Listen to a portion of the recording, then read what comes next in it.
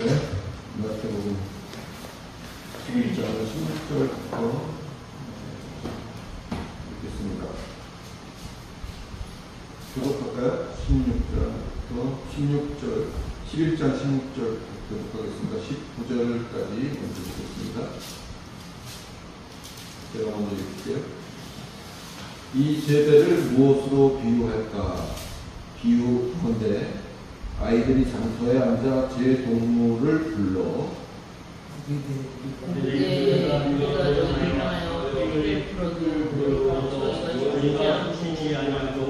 우리가 슬피 울어도 너희가 사람을 치지 아니하였다. 한가하였다.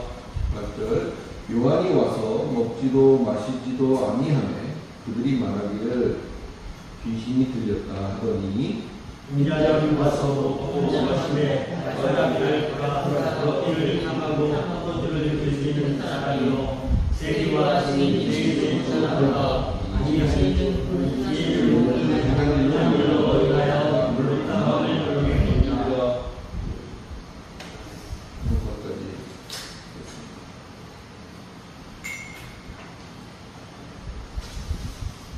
예로부터 뭔가 좀 불이한 세상을 바꿔보겠다고 일어서는 사람들을 가리켜서 개혁파가 이렇게 불러왔습니다. 개혁파가. 재미있는 것은 지금 우리가 성경을 읽은 그때, 기록된 그때, 그 이전부터 하여튼 사람이 모여서 살기 시작한 그 순간부터라도 저는 생각하는데 사람의 무리가 모여 있는 그곳에는 늘 개혁을 주장하는 무리들이 있었어요.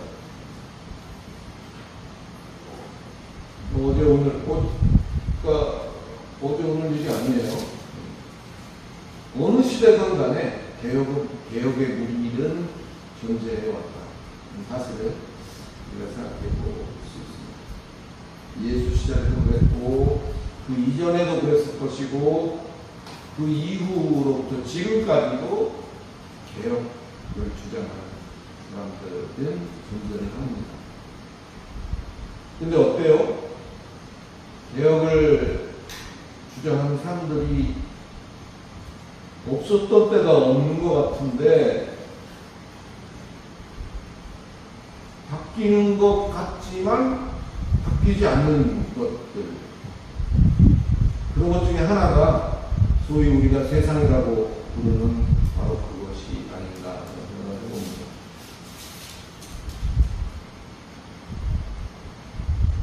세상은 계속해서 변해오긴 했죠. 시대가 바뀌고 여러 가지 문화도 바뀌고 그 세상을 이룬 구성원들의 생각이 달라지고 가치관이 달라지고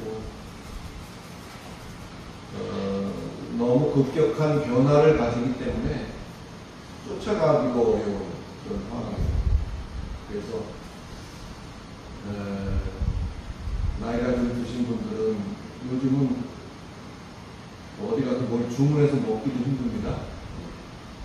키오스크를 모르면 주문을 못해요. 햄버거를 하나 사 먹으려고 해서 누르고 뭘 어떻게 하고 해야지만 가능하잖아요. 세상은 변해가요. 그런데 바뀌진 않아요. 개혁이라는 것과는 좀 다른 거죠.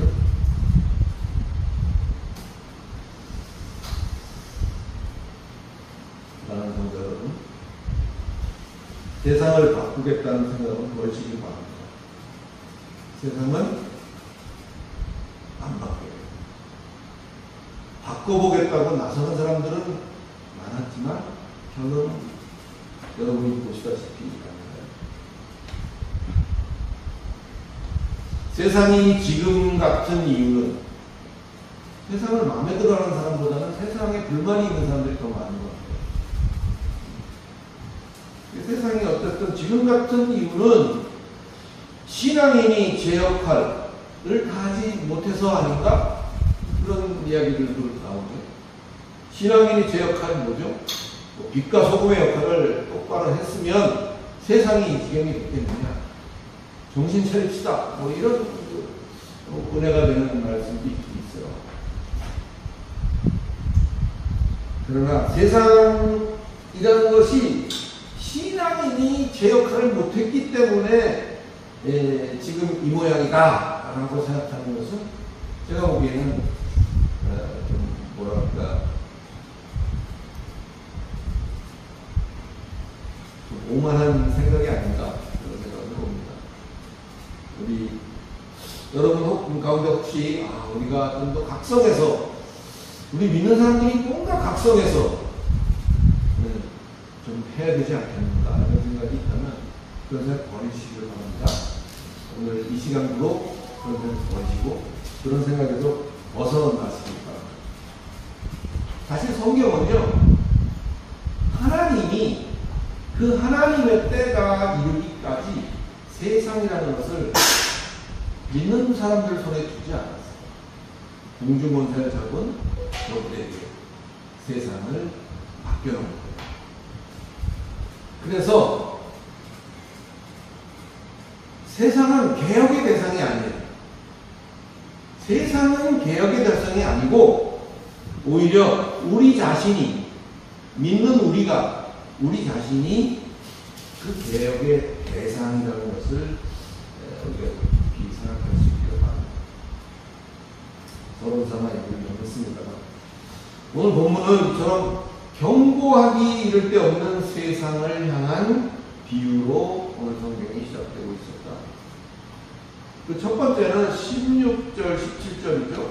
우리가 같이 읽었습니다만 16절 보니까 이런 말을 하고 있어요.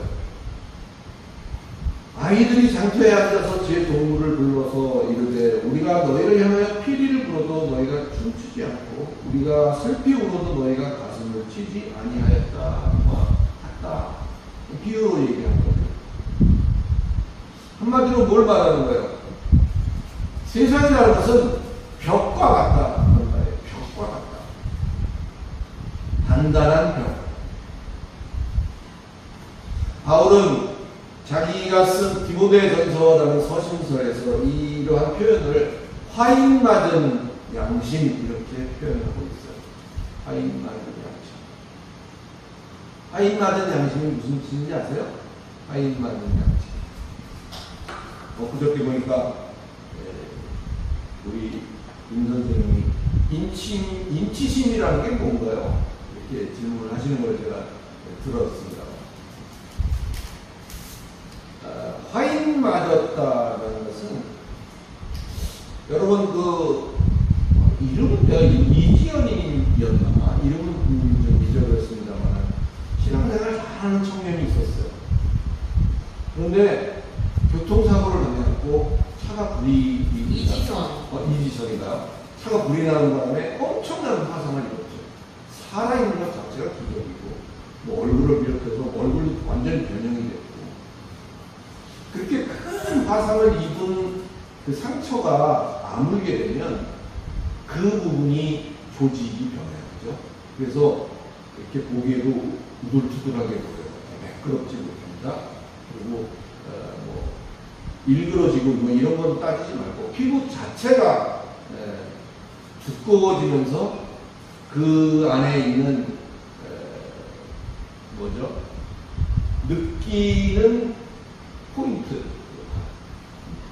그게 그것도 맞아서 소실되기 때문에 그 부분은 이렇게 꼬집어도 잘 아프질 모르고 통증도 모를 뿐더러 하여튼 간지러움도 모르고 그러니까 감각이 다 같이 소멸되는 거죠. 감각이 없는 거죠.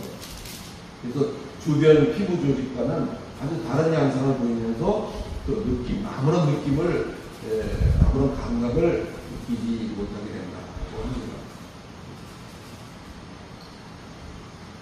이렇게 불에 된 상처가 아무런 느낌이 없듯이 그것을 바울은 자기 서신서에 화인 맞은 양심이다.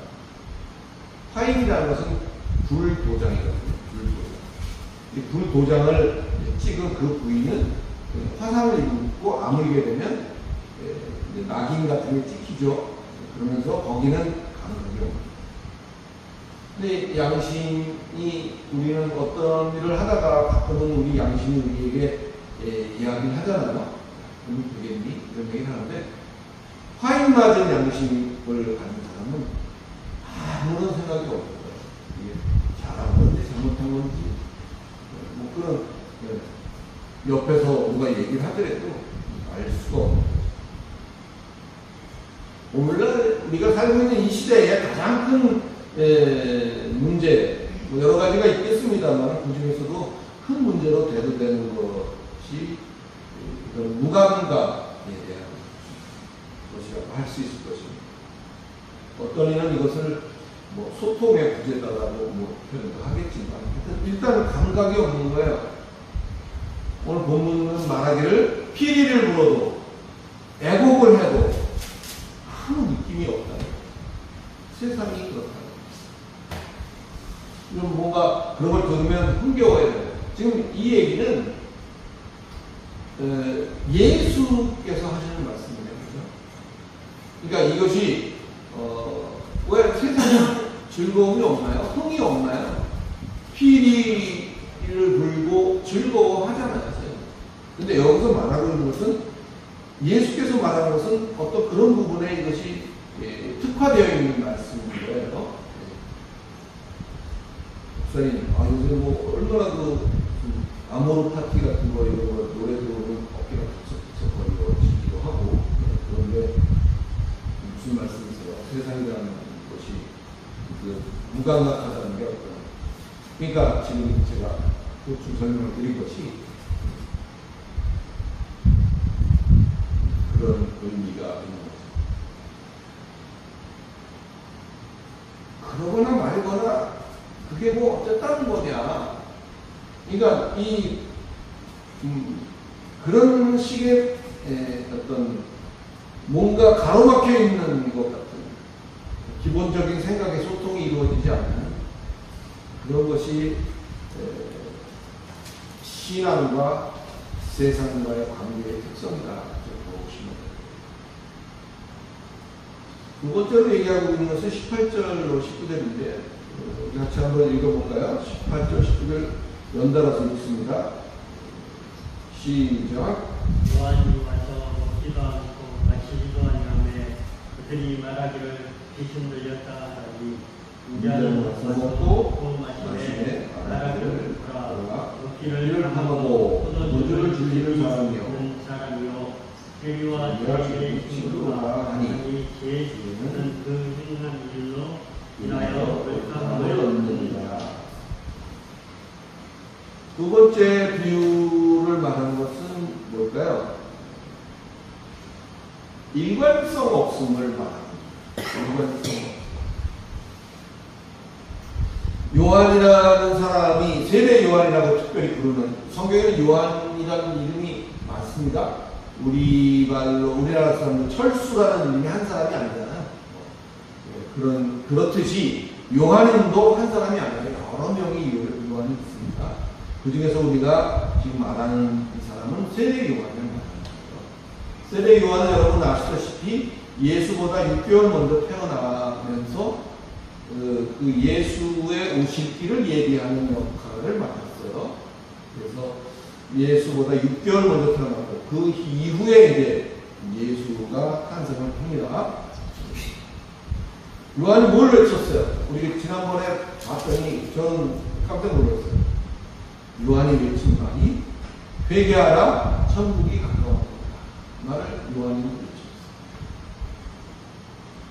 그래서 요한이 한 말은 회개를 촉구하는 것과 그 회개에 걸맞는 뭔가 금욕과 절제의 삶을 살라는 것을 요한은 주장했던 거예요.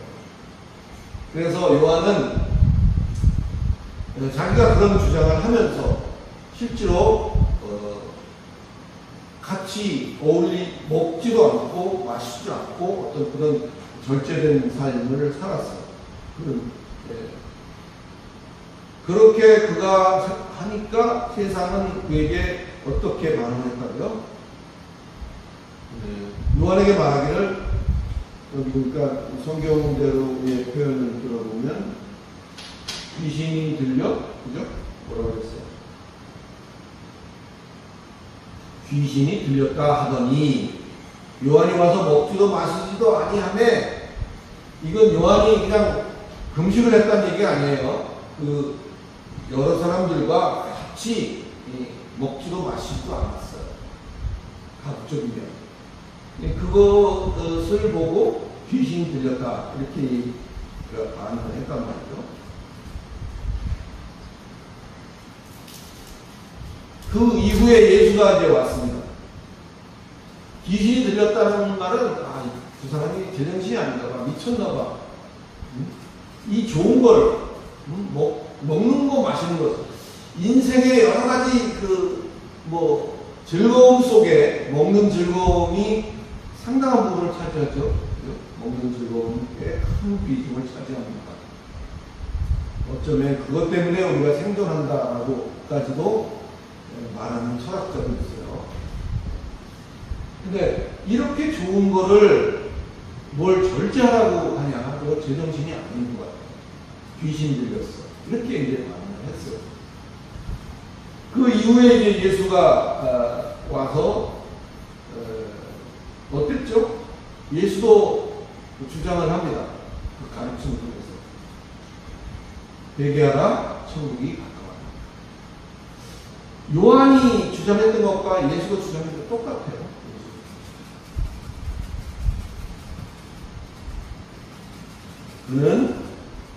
예수는 메시아로서 또 구원의 주체로서 자유로이 저들에게 나갑니다. 그래서 그 당시에 사람들이 꺼려하던 부류들이 몇몇 있었어요. 그 중에서 특별히 세리, 세금을 걷는 그 세리를 사람들이 되게 꺼려했어요. 왜냐하면 여러 가지 비리도 아주 거기에 준비를 했었고, 나라를 대신해서 돈 걷는 역할을 하면서 예를 들면 10개를 가져갖고 한 3개 정도만 올리고 나머지를 자기가 찾고 간다든지 그런 비리도 많이 있었습니다. 여하튼 세리 그러면 인식 속에서 우리가 생각하는 요즘은 그런 생각을 하는지 모르지만 백정 이런 느낌으로 아주 천시하고 그런 중에 하나가 세리예요. 또 죄인에 대해서도 저놈은 죄를 짓느냐 그러면서 손가락질하는, 그래서 꺼려하는 세리와 손가락질하는 죄인하고도 어울려서 예수는 그들이 먹는 것을 함께 먹고 그들이 마시는 것을 함께 마시는 그런 상황이 되었습니다. 오히려 그들이 먹는 것을 함께 먹고 그들이 마시는 것을 함께 마셨다는 것은 아예 그들 속으로 들어갔다 이렇게 되는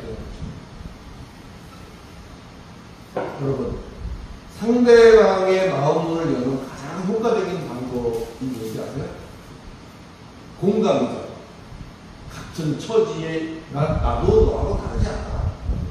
너 충분히 이해해. 어떤 동질의식을 가질 때 상대방은 편안해지고 그 사람도 나하고 다를 바 없고 내가 겪은 괴로움과 고통 이런 거 저 사람도 알아주네. 그런 면에서 이제 마음을 굳이 거기에 대한 구체적인 예를 더 들 필요가 없을 것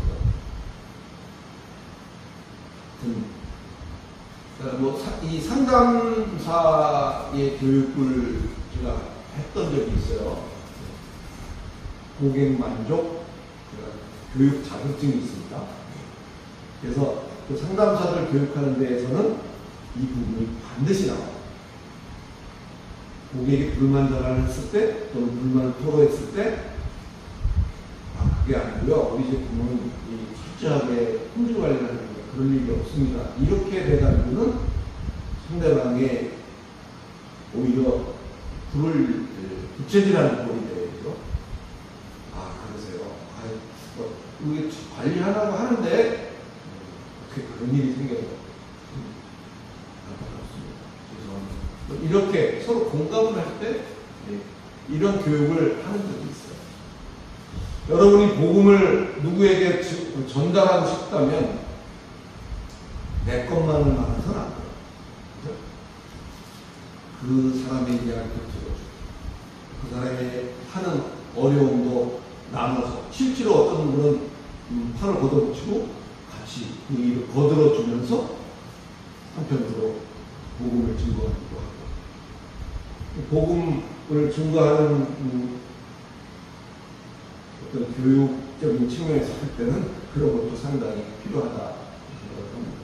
어찌됐든 상대방의 공감을 얻는 것, 상대방과 동질의식을 갖는 것, 갖도록 만드는 것, 굉장히 우리 기독교인들 가져야 될 덕목 중에 하나입니다. 아, 그러면 안 돼. 그 진흙탕 속에 들어있는 사람을 나는 약간 옷을 입고 거기 서서 봐봐. 이렇게만 해가지고는 내 얘기를 그 사람이 들어주지 않아요. 너나 잘해. 이렇게 있어.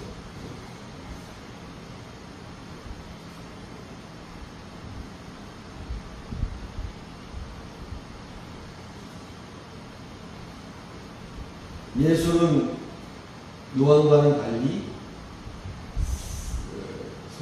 손가락질하는 그런 세리나 죄인들과 아예 같이 생활을 하다 싶습니다.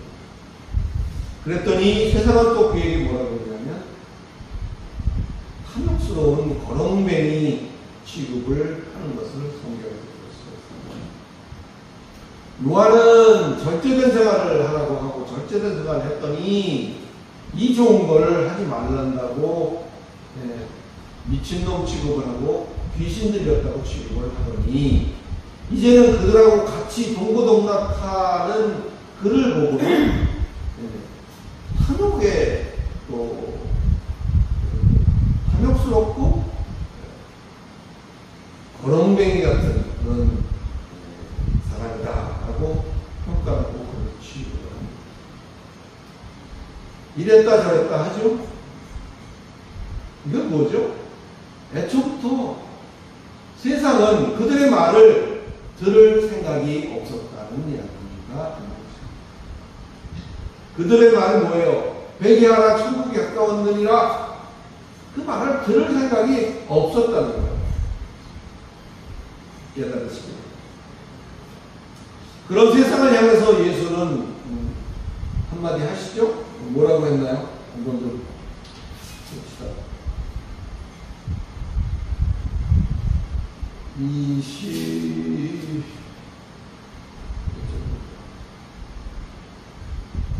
19절 볼까요? 인자는 와서 먹고 마시며 말하기를 보라 먹기를 당하고 포도주를 즐기는 사람이요 세리가 죄인 친구로다 하니 예수께서 얘기합니다. 지혜는 그 행한 일로 인하여 옳다함을 얻느니라.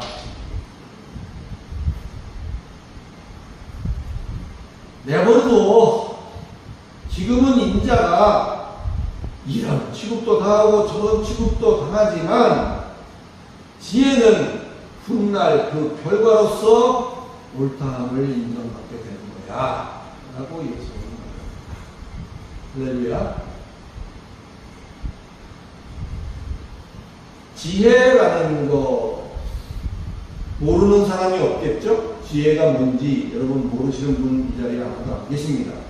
근데 지혜라는 말, 여기 번역을 지혜라고 했는데 역시 헬라어는 소피아라는 말, 이 지혜입니다. 소피아 많이 들어보셨죠? 소피아가 지혜라는 말입니다. 물론 그 이름이 그게 이제 이름으로 쓰이기도 하죠. 소피아라는 헬라어의 말은 영어로는 wisdom입니다. wisdom. 지혜, 말 그대로 지혜죠. 우리가 지혜는 이미 머릿속에서 wisdom 이렇게 딱 바로 연결이 됩니다. 이 소피아는 사페스라는 말에서부터 유래됐어요. 소피아라는 말이 나온 것은 사페스에서 나왔어요. 사페스라는 말은 영어 따지는 말을 할게요. 클리어. 우리 잘 아시죠? 클리어. 뭡니까? 클리어. 깨끗하게 하다. 뭐 이런 동사이기도 하고요. 클리어 그러면 맑다, 맑음, 투명한, 깨끗한, 순수한 이런 게 클리어입니다. 아, 오늘은 하늘이 클리어하고만 이렇게 말했습니다. 이 서페스는 클리어 또는 그것의 명사형인 클래러티. 클리어의 명사형은 클래러티입니다. 클래러티. 모르셔도 됩니다. 이 클래러티는 투명성, 분명성, 명확성 이렇게 말할 수 있는 거예요. 그럼 지혜가 훗날 그 결과로 옳다함을 받는다라는 말의 뜻은 지금은 저들이 모르니까 거짓 취급도 하고 탐욕스러운 사람 취급도 하지만 예수가 지금 하는 말이에요. 나의 그 분명성과 나의 마음의 진실성과 순수성은 훗날 어떻게 평가받는다? 옳다함을 인정받게 된다. 이해가 좀 되시죠? 지혜라는 말을 그래서 풀어드렸습니다. 사랑하는 여러분, 세상은 원래 생겨먹기를 그렇게 생겨먹는 거예요. 세상이 불의하다고요? 당연합니다. 세상이 공평하지 못하다고요? 당연합니다. 의뢰 그려려니 하고 낙심하지 마시기 바랍니다. 낙심할 것도 없고 상처받을 것도 없어요. 우리가 세상에 대해서 뭔가 어떤 그런 생각에서부터 노임을 받을 때, 거기서부터 우리가 해방이 될 때 우리의 생각은 훨씬 더 자유로울 수 있습니다. 세상에 대해서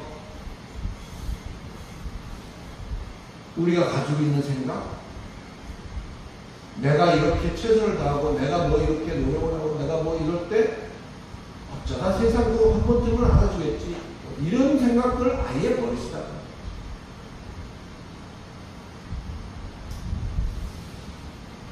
아무리 세상이 외치는 자의 소리에 무감각하고 외치는 자의 소리를 외면하려고 하고 외치는 자의 소리를 듣고도 변덕스럽게 이해타산을 따져서 그것을 피하려고 한다고 해도 뭐가 입증한다고요? 훗날 심판의 날, 결산의 날에 그것이 지혜입니다. 다른 말로 하면 그것이 그것의 분명성과 그것의 진실성과 순수성은 그때 가서 판가름하게 될 것이다 하는 것을 믿으시고, 지금은 마음에 들지 않지만 지금 나의 삶이 그렇지 못하지만 그저 묵묵히 스스로를 살피면서 우리 믿음의 심지를 한껏 붙돋아서 밝은 빛으로 빛나기에 소홀함이 없는 복된 여러분이 되시기를 다시 한번 예수 그리스도의 이름으로 축원드립니다. 다음 달로 넘어가 볼까요? 20절로 24절까지가 다음 달인데, 오랜만에 우리 윤정희 씨가 한번 읽어주세요. 예수께서 권능을 가장 많이 하신 볼들이 회개하지 아니하므로 그때 책망하시되 화 있을진저 고라시나 화 있을진저 벳사이다야, 너희에게 행한 모든 권능을 두루와 시몬에서 행하였더라면 그들이 벌써 베옷을 입고 제에 앉아 회개하였으리라. 내가 너에게 이르노니 심판날에 두로와 시돈이 너희보다 견디기 쉬우니라. 가버나움아 내가 하늘까지 높아지겠느냐. 음부에까지 낮아지리라. 내게 행한 모든 권능을 소돔에서 행하였더라면 그 성이 오늘까지 있었으리라. 내가 너희에게 이르노니 심판날에 소돔 땅이 너보다 견디기 쉬우리라 하시니라. 네, 감사합니다. 지명들도 좀 나오고.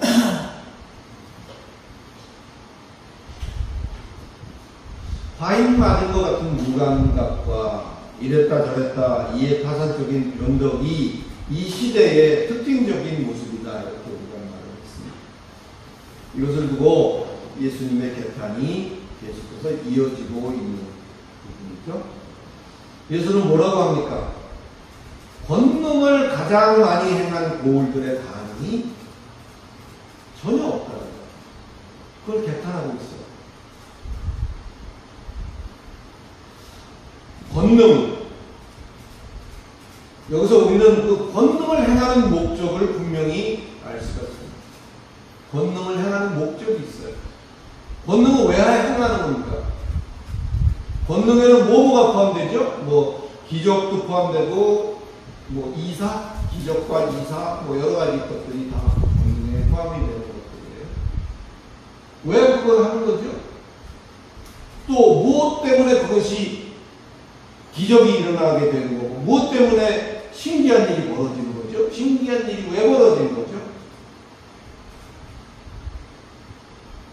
그 목적을 분명히 우리가 알아야 돼요. 모든 권능 행함은 그 목적이 회개를 위한 것이다. 할렐루야. 결론을 먼저 얘기해요. 모든 권능은, 모든 기적을 행하심과 모든 이적을 행하심의 목적은 회개를 이루기 위함이다. 어떤 사람이 신앙생활 잘하니까 이뻐서 그가 기도하는 것 가운데서 어떤 일이 되게 해주시는 기적과 어떤 일이 될 수 없는 일이 되어지는 그런 일이 발생하는 것이 아니다.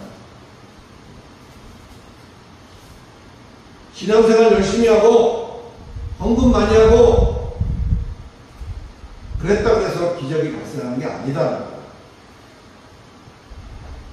성경을 한번 쭉 보세요. 앞으로 성경을 읽으실 때 관점을 잘 읽지도 않으시겠지만 읽으실 때의 관점을 지금 같은 관점으로 한번 또 보세요. 재밌어요. 다 그렇게 짜여 있어요. 모든 권능 행함은 회개를 이루기 위하여 존재한다.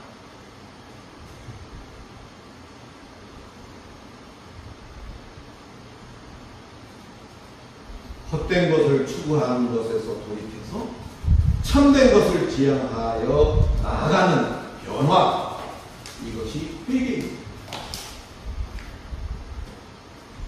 헛된 것을 추구하면서 돌이켜 참된 것을 지향하고 나아가는 변화, 이것이 회개이다. 정리하시기 바랍니다. 울고 그냥 막 소나무, 삼각산 소나무를 몇 개 뽑아야만 회개하는 게 아니다면서요.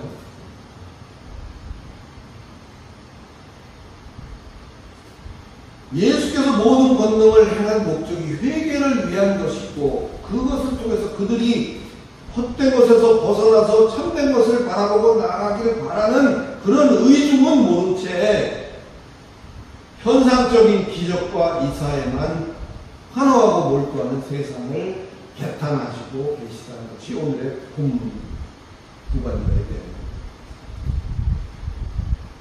거기에 연루된 지명들, 좀 읽기도 어려운, 입에 딱딱 붙지 않는 그런 지명들이 나오죠.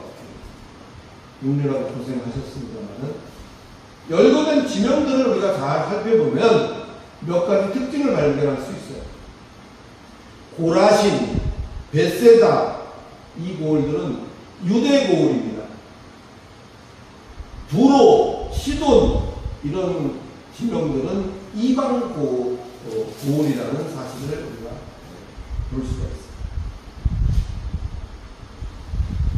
유대 고을하고 이방 고을 이렇게 볼 수가 있는 거예요. 자, 상식적으로 보면 어디가 더 잘 받아들여야 되는 거예요? 유대 고을이죠, 그죠? 마땅히 그동안에 받아온 어떤 교육도 그렇겠고, 뭐, 어찌됐든 목의 혈통을 통해서 전해 내려왔던 뭐 이런 것들도 있었고, 등등을 감안한다면 유대 고울이 훨씬 쉽게 돌아서야 하는데, 그렇지 못한 것에 문제의 심각성이 있다는 거죠. 결국은 뭘 좀 안다는 것이 아무것도 모르는 것만 못하다 이렇게 말했습니다. 이 부분은요 우리 신앙인들이 한번 생각해 봐야 할 사실 중에 하나. 선무당이 사람 잡는다 이런 우리 속담도 있는 것 같아요. 갑자기 떠올랐는데 어설픈 것은 아예 백지보다 못한 거예요. 건축을 하시는 분들이 그런 얘기를 하는 얘기 저는 들은 적이 있습니다. 어떤 집이 있는데 이것을 개축하는 게 쉽겠어요? 새로 짓는 게 쉽겠어요? 개축하는 게 쉽다고요? 몰라요. 전문가들은 싹 허물고 새로 짓는 게 쉽다 이렇게 말해요. 왜냐하면 개축을 하려면요 손이 훨씬 많이 가는 거예요. 새로 짓는 것에 뭐 몇 배가 손이 들어간다고 해요. 그래서 새로 짓는 새로 짓는 것이 고쳐 짓는 것보다 훨씬 수월하다 그런 얘기를 합니다. 이 말을 하는 이유는 어설프게 진리를 알면 확실하게 알아야 되는데 적당히 알게 되면요 그거 새로 고쳐줘야죠. 고친 데서부터 다시 또 출발해야 됩니다. 근데 차라리 이제 막 신앙생활을 시작하는 사람에게 처음부터 바르게 이것이 심겨진다면 훨씬 더 뭔가를 지우고 백지에 누가 그려놓은 것을 지우고 새로 그리는 것보다 백지에다가 깨끗하게 새로 그리는 것이 훨씬 쉽다. 뭐 그런 얘기를 하고 싶었던 겁니다.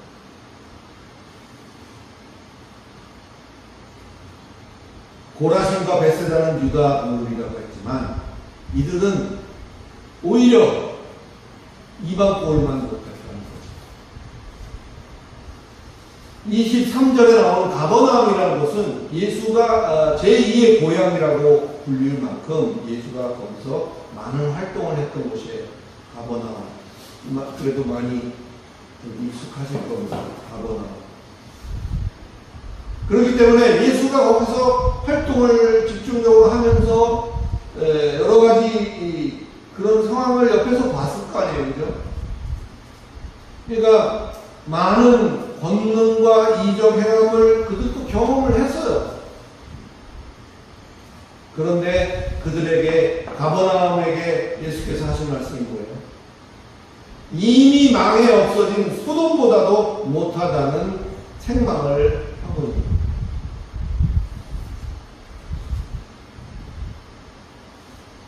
특별히 스스로 자기들은 죽게 내가 주를 좀 알아. 예수 내가 알지.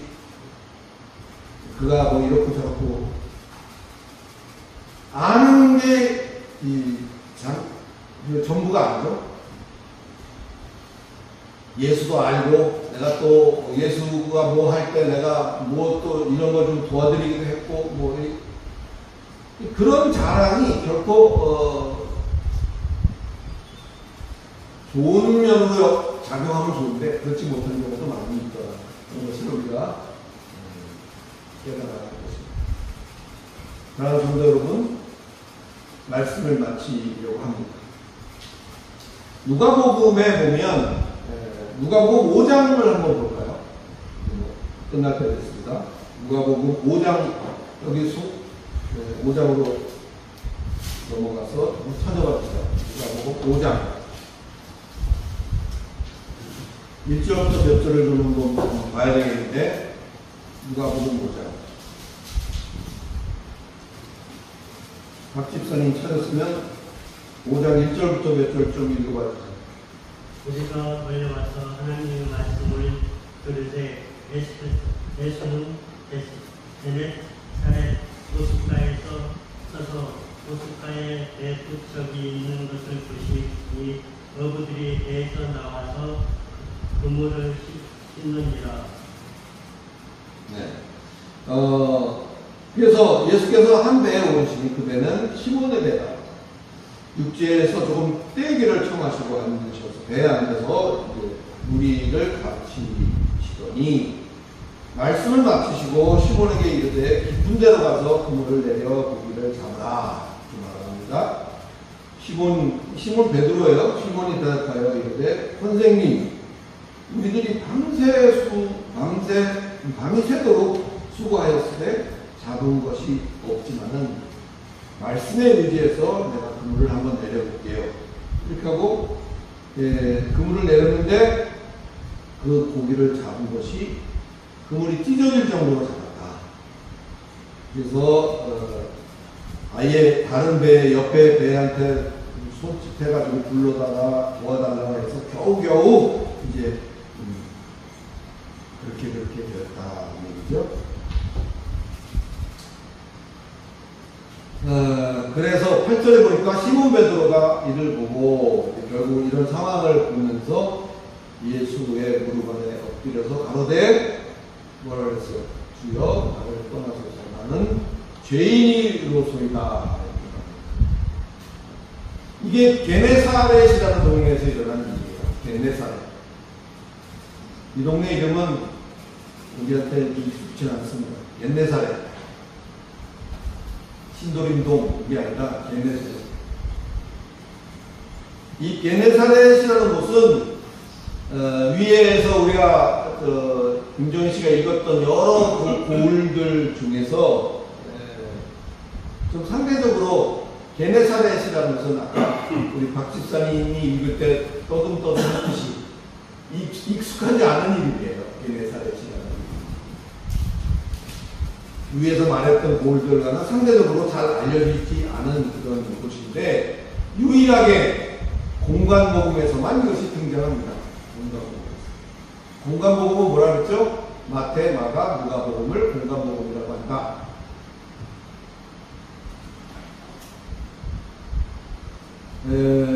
이 부분은 베드로를 부르시는 이 장면에서 게네사렛이 한번 나오고요. 조금 더 이제 지나간 후에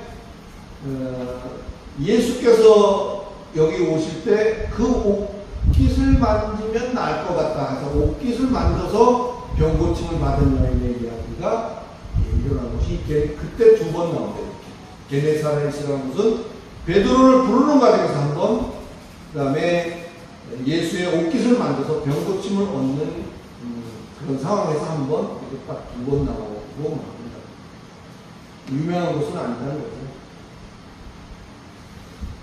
여기서 베드로가 뭐라 그랬어요? 나는 죄인으로소이다.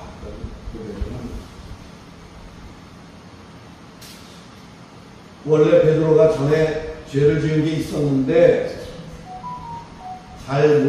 까맣게 잊어버리고 있다가 갑자기 생각이 나서 예수에게 이렇게 고백을 하는 걸까요?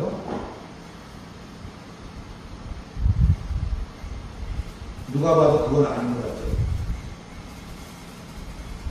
스스로 나는 베테랑이다. 나는 이거 어부를 한두 해 한 게 아니야, 내가. 스스로 베테랑 어부라고 자부심을 갖고 거기 그물을 던지라고 하니까 뭐라 그랬어요? 거기가 아닌 건 내가 아는데 던지라고 하시니까 이제 한번 말씀에 입각해서 한번 던져보겠습니다. 그리고 던진 거잖아요. 그물을.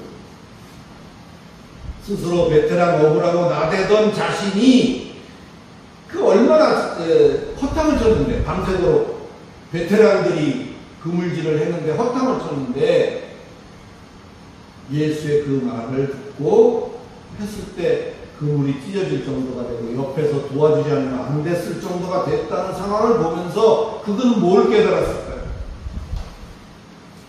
예수님 말씀이 진리구나. 네. 내가 안다고 나댔는데 그게 요mon이 아니었구나. 그것을 뒤늦게 발견하고 그것을 뭐라고 표현한 거냐면 제가 죄인으로서이다 이렇게 고백을 했고, 그리고 어땠죠? 배를 버려두고 예수를 따라. 이것이 진정한 회개.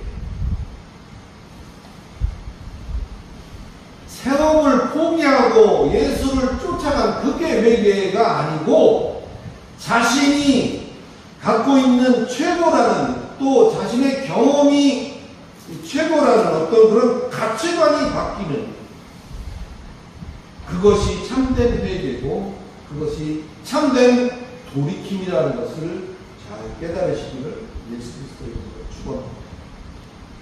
권능을 경험하고 은혜도 경험을 했으면서 아직도 거기에 머무르고 있다면 그 결과는 진정한 깨달음과 돌이킴이 아닌 것을 여러분 직시하시고, 이제는 돌이켜서 변화해서 바른 가치관을 갖추고 여러분에게 부여된 현재의 삶, 그 삶의 정황 속에서 날마다 한 걸음 한 걸음 더 장성한 자리로 정진해 나가시는 복된 저와 여러분이 되시기를 예수 그리스도의 이름으로 다시 한번 축원합니다.